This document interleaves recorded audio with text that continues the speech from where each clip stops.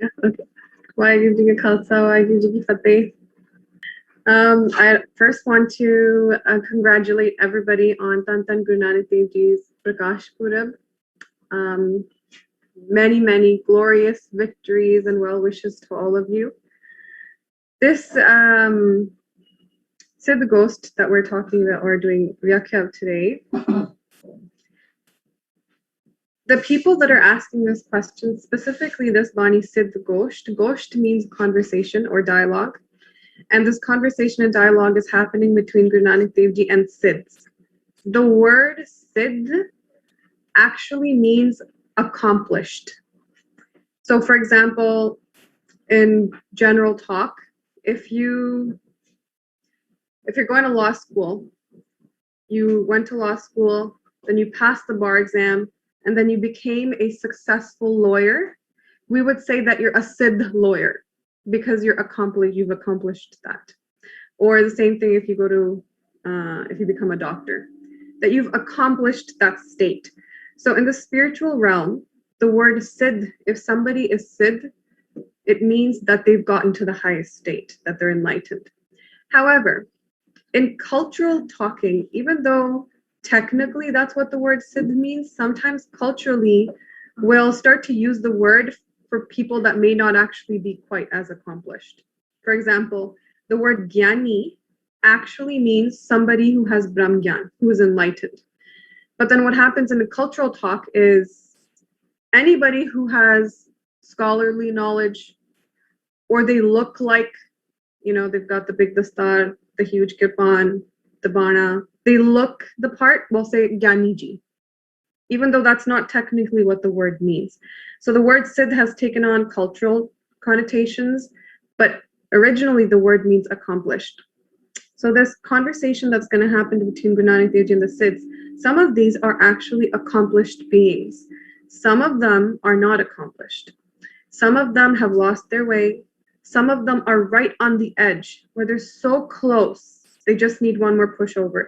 And some of them are already there. However, one of the distinguishing features is all of them have been doing sadhana for a long time.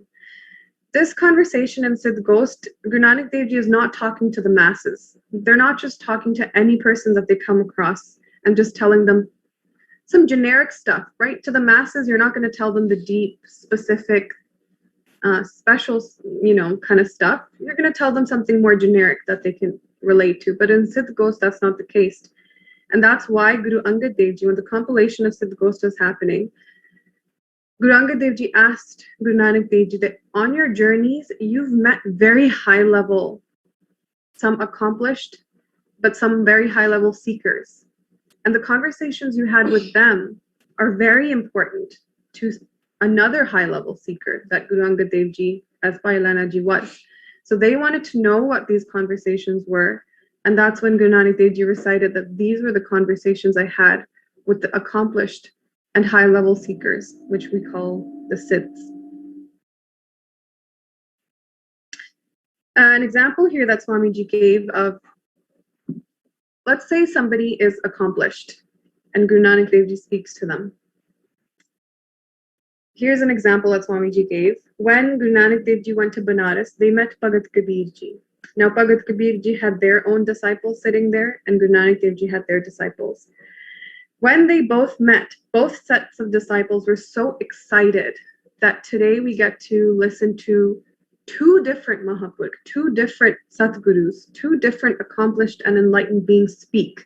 I wonder, it's an exciting thing for a seeker to see. But what ended up happening was both of them smiled at each other and then went completely silent. And they sat there silently for an hour. Sorry, I keep shaking this. They sat there silently for an hour, and then they opened their eyes, smiled, did namaskar, and then went their way. And both sets of disciples asked their gurus, why didn't you have a discussion? Why wasn't there a goshti, a conversation, a dialogue? And Guru Nanak Dev Ji replies, you didn't hear? There was a continuous rain of immortal nectar happening. Didn't you feel it? Didn't you hear the anhad naad that was happening continuously? And Kabirji says the same thing. There was Sunya ka Sambad. Sambad means conversation. There was a dialogue of silence happening, a conversation of silence happening. Didn't you hear it? It was a conversation beyond the mind and the senses. You didn't hear it? And then the disciples understood that the type of conversation you were having, we don't have the eyes to see it or the ears to hear it. So bless us with the ears, the divine ears and the divine eyes by which such a conversation can be heard. But the problem with that conversation, I mean, to even call it a problem, is this. As seekers, we don't have those ears and eyes yet. We have to hear people speak through the mouth. So then what happens? If Guru Nanak Dev Ji and Bhagat Kabir Ji talk to each other and they fully get it, they have an awesome time, that's wonderful for them. But for the seekers, we don't have those ears and eyes. So who do we listen to? And so thank goodness for Guru Angad Dev Ji, who asked Guru Nanak Dev Ji, can you actually speak with your mouth and tell us the conversations you've had? Because that will be more useful to me as a seeker and to all of us as seekers as well. So in Sidh Gosht, this is a discussion that everyone can benefit from. Now, the word Sabha, so we've done Vyakhya of Ek Onkar Satguru Prasad. We come to Siddh Sabha Kar Asan Baithe Sant Sabha Jaikaro. So we're starting Sidh Gosht now. The word Sabha means congregation or assembly, and many different assemblies have been talked about in Guru Granth Sahib Ji. Guru Sabha, or the congregation where the Guru is. Sikh Sabha, the congregation where seekers are, so Sikhs are. Sidh Sabha, so this is Sidh Sabha, congregation of high-level seekers and fellow accomplished beings. Sant Sabha, the congregation of saints. And Dusht Sabha, a congregation of people you shouldn't be congregating with. So these types of congregations have been talked about. Here we're talking about Sidh Sabha. Before we begin, there's 3 types of conversation or dialogue that you can have with other people. And this is actually very important to understand because depending on these definitions, you will be able to tell, is this conversation worthwhile or is it not worthwhile? The first is called Vad, second is Jalap, third is Vitanda. Vad, the first one, and the type of conversation you do want to have, is a discussion where both parties want to get to the truth, where both parties want to elevate themselves.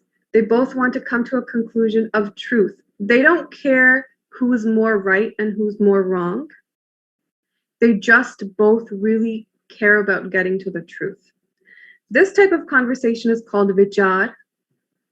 This type of conversation or contemplation is what leads to clarity. It removes doubts. It increases your vivek. This is the type of conversation you want to have with fellow seekers. This is the type of conversation you want to have with saints and with your guru. You don't want to sit in front of your guru because you already have a conclusion that you believe, and then you're just trying to talk to them so that you can make them believe your conclusion or your point of view. No, because in Vad, the point is to come to the truth, not about who's right and wrong. The second one is called Jalap. Jalap means that you're having a conversation so that one person can be determined a winner and the other person can be determined a loser of the conversation. So typically we see this in history where 2 people will come together and they'll say, I want to war with you. I want to, on Shastras, I want to have a conversation with you and I want to see who can win. So basically one person will try to outdo the other person. Oh, but this is right. And they'll twist their words. Oh, but then this is right. They'll twist their words so that eventually one can win and one can lose. There's no conclusion. So win-loss thing, your ego, one person's ego superiority complex increases. The other person's ego also increases, but it increases as your inferiority complex increases. Both complexes are bad to have. So it's not worth it to have this type of conversation. But the third one is the absolute worst, and it's called Vitanda, which basically means that you don't want to change your mind. That's 100%. You just want to kill the other person's argument. You want the other person to think that you're right. No matter how sweetly you do it, no matter how kindly you do it, it's not about coming to a truth. It's not about a mutual understanding. It's about I'm right and I know it, and I need the other person to see that, and I need to kill their argument. This is the worst, and you'll often see this. Sometimes you get into a conversation just because you want to know, but the other person just kills. They just want to prove you wrong. This type of argument and jalap, these are both nikid, or they are barred. They are very poorly spoken about in Guru Granth Sahib Ji. They say that don't even bother doing it. But vad, which we call vichar or contemplation to come to the truth, to increase clarity, that is promoted. So you know now that whether you're the one going into the conversation or it's the other person, where is your position? Are you really trying to learn something and get to the truth? Or are you already set in your ways and you just want to prove the other person wrong? That's not a conversation to have. So this is a vad, where both parties are trying to come to the truth. The location of where these conversations happened, it's a compilation. By Gurdas Ji talks about different places that these conversations happened, such as Sumer Parbat, that's a mountain in the northeast region of India. Gorakhpatri, there's a place where they spoke to Gorakhnath Ji and their disciples. Multan, Achala Batala, these are some places that the conversations happened. But typically, the compilation of these conversations happened when Guru Angad Dev Ji, who was Pailana Ji at the time, asked Guru Nanak Dev Ji, I would like to hear those conversations. But why did Pailana Ji ask? Because Pailana Ji themselves is a high-level seeker before they were enlightened. And they understand that those conversations that Guru Nanak Dev Ji must have had with the Sidhs, they have a lot of value and a lot of specificity. They're very close to the destination. They're not conversations you would have with the masses type of thing. So a little bit about what we're going to come across. There was a yogi named Parthari, and he was very influenced by the divine radiance and the general aura of Guru Nanak Dev Ji. And they go to their guru, who was Gorakhnath Ji, and they say, I just met Nanak Dev, and I know he's enlightened. He's there. And I think that if you met him and he came, he could join our Panth. He could join our, us, the Panth of whatever Panth they had.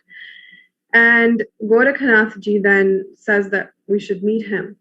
And the reason they do this is always spoken of in a very negative way, but any Brahmgyani or any accomplished Sidh, once you yourself are enlightened, your only mission becomes to help other people get enlightened. Because your own purpose, you're completely full, you're completely satisfied, you're energetic, and you're alive. The only purpose you have left is to make other people also come there. You see other people dying every moment, other people sad, other people not living a very fulfilled life. You want to help them, right? This is why Mara says, that out of compassion, dharams are created. Pathways, lineages, bunts are created from compassion. Whose compassion? The compassion of a person who's gotten there. So what happens is when you see somebody who has that inner experience, plus they have the capacity to tell others about it, whether it's a different language, whether they know how to speak a little bit better, whether they have some type of capacity that can help propagate the teachings of the truth, then you want them to do that, right? Gorakhnath Ji, one other point that Swamiji made here was they were born around the 10th century, so meaning in the 900s, so the 10th century, but the conversations they had with Guru Nanak Dev Ji were in the 15th to 16th century, so the 1400s to the 1500s. So depending on who you read about, they'll have different variations as to how that happened or if it happened. But it is common in yogic traditions for yogis to extend their life prana. So it is possible that they live to a very long age. Goraknath Ji themselves revealed to the world many different techniques of how to meet God. They didn't have a single specified technique. They actually catered very many different techniques depending on the nature of the disciple.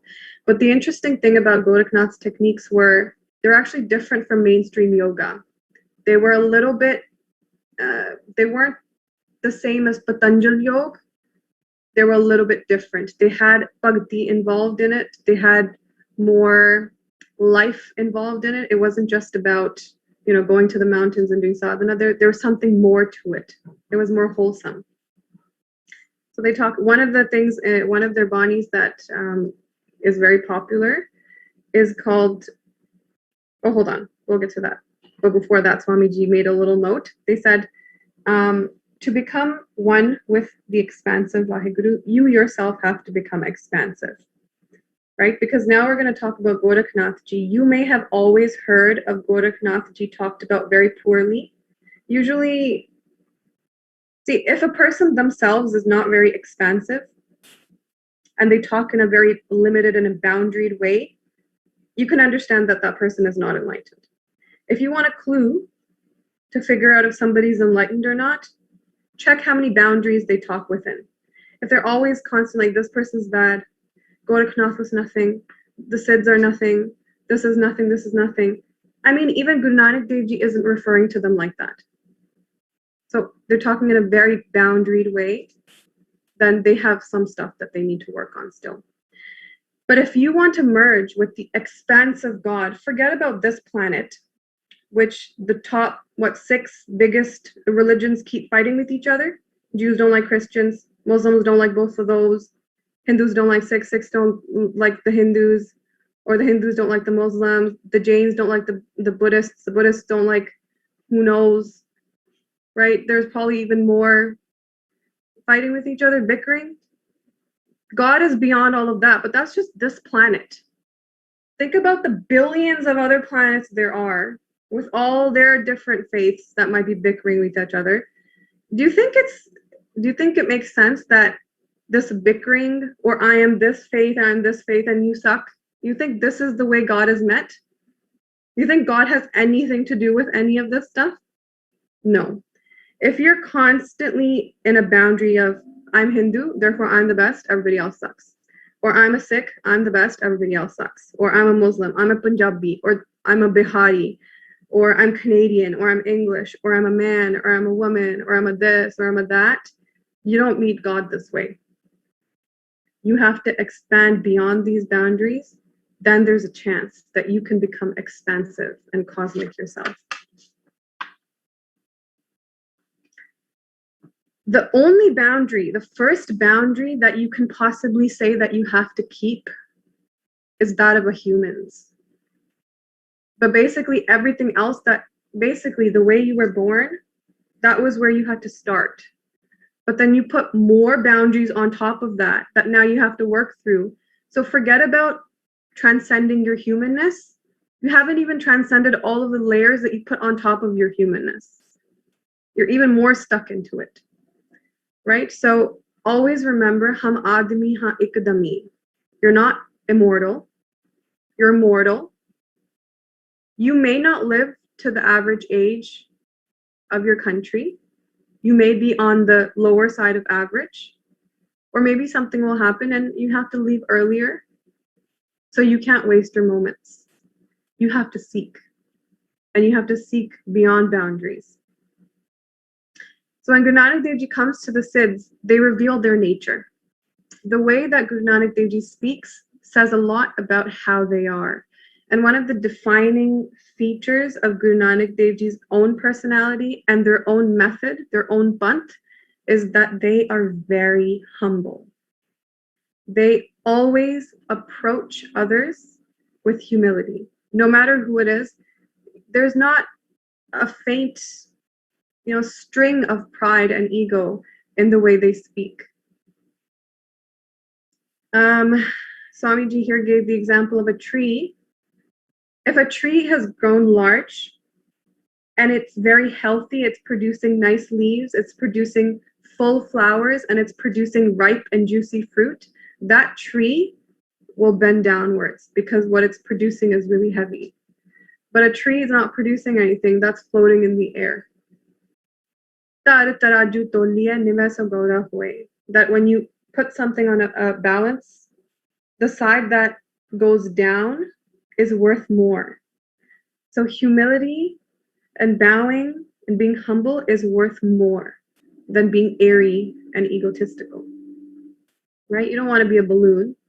You want to be a dense diamond. All right, so then Swamiji also gave another Sakhi here, Baba Shri Chandji, who was an Avdhut. The type of method they used to reach God was of extreme solitude. They're always inwardly oriented. And when they came to meet Guru Amar Das Ji, they asked Guru Amar Das Ji, why have you grown your beard so long? Right? And then not Guru Amar Das Ji, Guru Ram Das Ji, the fourth Guru. And Guru Ram Das Ji watched their reply. See that Guru Nanak Dev Ji's humility is still there. They say that I've kept my beard so long so I can wipe your feet. So I can wipe the feet of Mahapurush like you. And then Baba Shri Chandji understands that is the Visheshta, the specialization of Guru Nanak Dev Ji's way, that there's always humility and humbleness involved. So they say, Sidh sabakar astan baithe, sant sabah jaikaro. Look at what Guru Nanak Dev Ji says. The Guru Nanak Dev Ji says, I do namaskar to the congregation of Sidhs here. But look at what they said. See, one namaskar is, oh, hey, I just did a namaskar, but inwardly, I don't really like you. One namaskar is where you really heartfeltly, you're doing namaskar. And that word jaikaro reveals that the namaskar has a positive connotation to it. It could have just been namaskaro, Sant Sabha namaskaro. But it says Sant Sabha jaikaro. That victoriously, gloriously, I do a salutation to the Sidhs here. So the Sidhs, many of them were accomplished, and some of them were not. Just because, remember, there's a cultural connotation on it. So you call somebody a Sidh, it doesn't necessarily mean that they're enlightened, but it could mean that they're enlightened. And Guru Maharaj has always told us, respect others, speak in a humble way, and remember, Sant ki ninda nanaka bahur bahur avatar. So if we're constantly told in Sukhmani Sahib Ji by Guru Arjan Dev Ji that don't do ninda of the saints, that doesn't make sense for us to do ninda of the Sidhs. We're accomplished, some accomplished, and some are high-level seekers. The best you can say is they're seekers ahead of me. But to do ninda of it doesn't show that you're carrying on the personality and the legacy that Guru Nanak Dev Ji has given to us, right?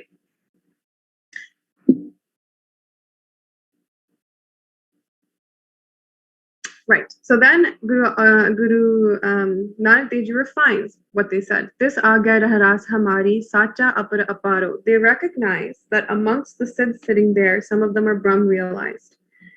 And they say, indicating the true saints among them, that I do my rahras, my namaskar to Brahm, because they know that those, if you are Brahm realized, you have become Brahm. Brahm Gyani Aap Parmeshwar. So they're hinting at that some of those people sitting in the Sabha are Brahm realized.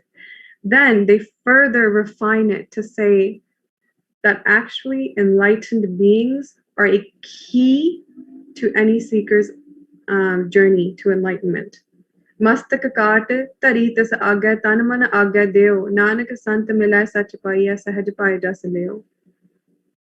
That I would cut my head and give it to the other person, or to the saint, and I would give my body and mind to them. That if I meet such a saint, I would do this, and by surrendering to such a saint, I would easily get enlightened, right? Here, mastak means to give up your ego and your mind. You don't have to physically cut your head and give it. Actually, that would be bad, because then your journey would stop there. But to give your ego and mind, right? I mean, like if you actually cut your head off, like who's going to do the seeking now, right? Type of thing. Not everybody can be Baba Deep Singh Ji. And Baba Deep Singh Ji was already enlightened before the head cutting. So what they mean here is to give your ego and mind up. In Sakhis of the Puranas, they say Ravan cut his head 10 times or some number of times and gave it. But the guy couldn't give up his ego. So what was the point? You can just give up your head once, but then give it up completely. Your physical head has nothing to do with it. It's your inner head that has to do. And that inner head we call the mind. That by giving your mind up, by surrendering all that you know, all of your boundaries and limitations and opinions and whatever's up there, surrender that, and then you can get Ram. Now, back to what I was hinting at before, Gorakhnath Ji in one of their techniques actually hints at this. One of their shabads goes by Maro he jogi maro, maran hai meetha, marni maro jis marni, Gorakh mar ditha. Gorakh is saying die, and die completely. A complete death is actually very sweet. An incomplete death is very painful. Here's a trick. An incomplete death, which is the type of death we're going towards right now, very incomplete. I wanted this, I didn't get this, but I'm dying, and at death, all of this was supposed to happen and it didn't happen. I'm going to miss this person. Oh my God, life is slipping away. Incomplete death, very painful. So painful that your mind gets blanked out before you go into the new body.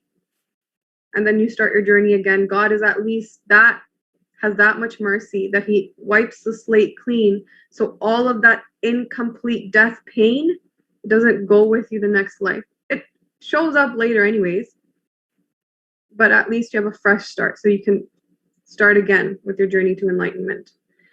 But a full death, a complete death is very sweet.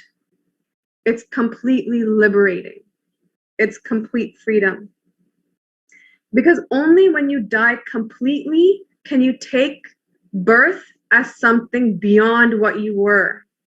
You can take birth as something more. But if you die incomplete, then you can't take birth as something completely new. There's something purana that's going to be hanging, something old that you're going to be lugging around with you.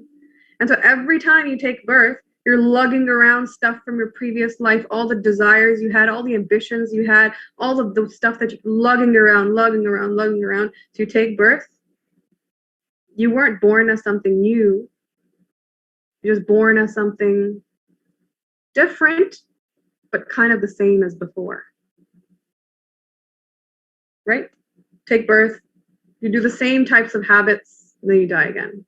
What was the point of such a birth? If you're going to be born, then be born as something you never were before.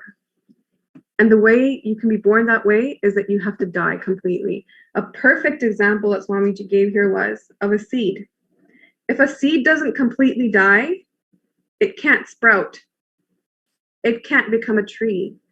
But if a seed fully dies, fully relinquishes its form, completely lets itself go, then it becomes a sprout, and then it eventually becomes a tree. But that death has to happen. Sometimes when we go to a guru, remember this. You don't go to an enlightened saint or a guru for flowers and whimsical, fantastical things, for them to give you and say all the right words so that you feel great. They're there to wake you up. They're there to break your limitations, and sometimes that's what hurts. Because we're so comfortable with our limitations and boundaries that when they're breaking, it causes discomfort.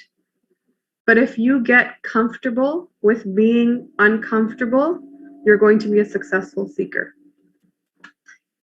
An example of Swamiji's own life that they gave was in 1975 when Mahant Hari Singh Ji, who was the saint that brought them from Banaras to Amritsar, basically Swamiji in the summertime, you guys know how hot it gets in India. They were sitting on the top floor of the building and they don't have air conditioning there. They just have a fan. And Mahant Hari Singh Ji comes in and they shut the fan off. Swamiji is sitting on the top floor of the building in the dead center of summer. And Swamiji thinks, what the heck have I done? My parents were actually rich. I could have lived a very luxurious life. This is Swamiji's background. I was guaranteed a very high-paying job. And here I am sitting with no money. And I'm not even allowed to have the fan on the top floor during the dead center of summer. But then Swamiji realizes, no, I'm not looking back. Even if I have to go through this, I'm still going to go forward. And the next day, from their Guruji, they learn the meaning of titiksha. Titiksha means forbearance, or to bear cold and warmth, to bear someone's slander, to bear compliments and criticisms alike. Because you have to get to the destination no matter what you have to go through. That's forbearance. And then Swamiji realized, I thank Mahant Hari Singh Ji for doing that, because they gave me a practical example of what forbearance is, not just saying it in words. Then Guru Nanak Dev Ji, Mastak Kaat Tarite sa Aaga Tanwan Aaga Deo, Nanak Sant Milay Sach Paiye Sahaj Pai Jas Leo. We die all the time for our families. What do I mean by dying? You're expending your energy. You're expending energy that can keep you alive longer, but you're using it up in other places. That's what I mean by dying. You use this energy up for your families. You use this energy up to build nice houses. You build to get luxuries. You use this energy to make your relatives happy. You use this energy for all these other things. But what's the worth of it? Inside, do you feel completely content and completely full and alive? Do you feel like dancing all the time? Do you feel like life is worth it, that you want to wake up and live? Or is that not happening? So all of this energy that you're expending, all of this dying that you're doing for your families and for these luxuries and for people and for society's opinions and society's attention, is it worth it? Are you full inside? Here, Guru Maharaj is saying, if you're going to die, if you're going to expend your energy and lose your prana over something, go do it in front of a saint. Go do it in front of someone who's accomplished. Because there's going to be reward. It's going to be worth it, because inside, you're going to be so full. You're going to be at peace. You're going to be ecstatic. You're going to wake up and be like, I want to live. In fact, living is enough. Life will be so potent. Right now, life, you're so desensitized to it that you need some really loud speakers to feel like you're alive again. But that type of life that you need loud speakers to make you feel alive, is that a life worth living? What about just waking up and the sensitivity of life is so high and so potent that just breathing gives you an immense amount of ecstasy? That's worth it. And that happens when you go to an accomplished one. And under their guidance, you also become accomplished. The point of going to an accomplished one isn't just to be, oh, I went to a saint.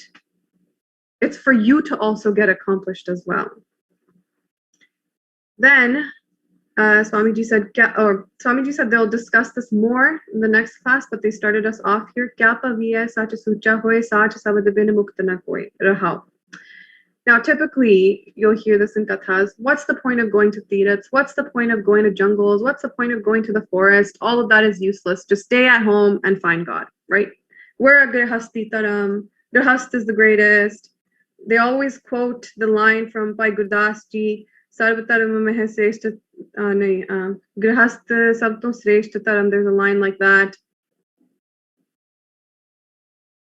I think that's the line. But did you know that Bhai Gurdas Ji was Grihangam? They actually weren't a Grihasti.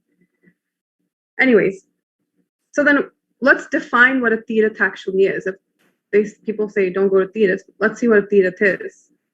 Where sadhana is happening, where there are fellow seekers, not just water.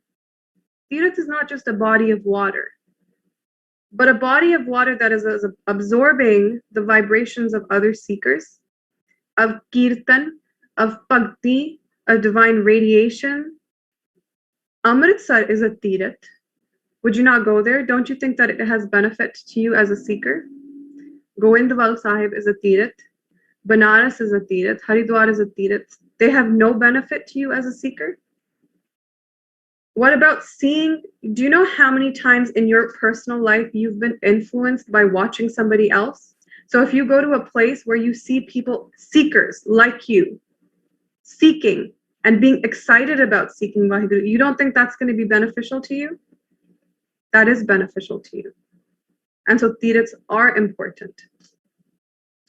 If an accomplished one is saying that Tiraths and jungles are not necessary, they're saying that after they've been there.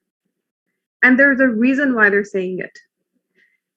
Going to a Tirath or going to the mountains and going to the jungle is not going to get you enlightened. You should be aware of this. The jungle or the mountain or the Tirath is not going to make you enlightened, but it's going to help you get there. So when they say that it's not necessarily for enlightenment, what they're trying to react to is some people say that if you don't go to all 68 Tiraths, you're not going to get mukt. That's bullcrap. That's bad. If you don't go to all 68, you can still get enlightened. But maybe not all 68, maybe a few of them. If you go there as a seeker, it's beneficial to you. Buddha, Gautam Buddha, one of my favorite accomplished ones. They left their house, their luxury, their palace, their wife, their child, their mother and father, and they spent 7 years in thorny woods, very dry type of woods. When they returned after enlightenment, their wife asked, "You couldn't have done what you found out there, you couldn't have found it here with me?" And Buddha says, "Now I can say that I could have, but then I couldn't have. Because I know that every time I would have looked at you, my desire, my sankalp shakti would have weakened. Then I couldn't have. Now I say that it's possible." Farid ji says in Gurbani, "Jungle jungle kya pavahe van kanda mode hai. Vasi rab hyaliye jungle kya toonde hai." They're saying God's within you, why go to the jungle? But then Farid ji spent so many years in the jungle. Guru Tegh Bahadur Sahib ji spends 26 years, 9 months, and some days after that doing bhakti in a pora. Pora is like a secluded place. You can say like a cave. And everybody says, but they're a grihasti. Okay, they're a grihasti. Tell me, how many spouses are like Mata Gujri ji, who just their entire seva for 26 years is to make food, give them food, maybe wash their clothes, but not talk to Guru Tegh Bahadur Sahib ji. Have no conversation, can't say any of their desires as a wife, nothing. I say, okay, they're a grihasti. Show me this type of grihasti in the world, which is more difficult than sannyas. Right? So they did it for 26 years. The point here is the sadhak's journey, a seeker's journey, requires solitude. It's a requirement for your journey. Many people have found this solitude in nature, away from people. Not necessarily that you'll get enlightened, because there's a lot more that has to be worked on, but solitude is necessary. So they found this in nature. You can find solitude in your family. I'm not saying it's not possible. You can find solitude in your family, but is your family okay with it? If you just get married, if you're a husband and your wife says to you, "Don't talk to me for 6 months, I just want to do bhakti." We're not even talking 26 years. I'm talking half a year. As a husband, would you be okay with that? And if you're a wife and your husband says, "Don't talk to me, I'm not going to the jungles, I just want to sit at home and do bhakti. Make me food, wash my clothes, but ask me of nothing else." Would you be okay with that? Do you have spouses? Do you have family that would let you live in such extreme solitude? It's possible.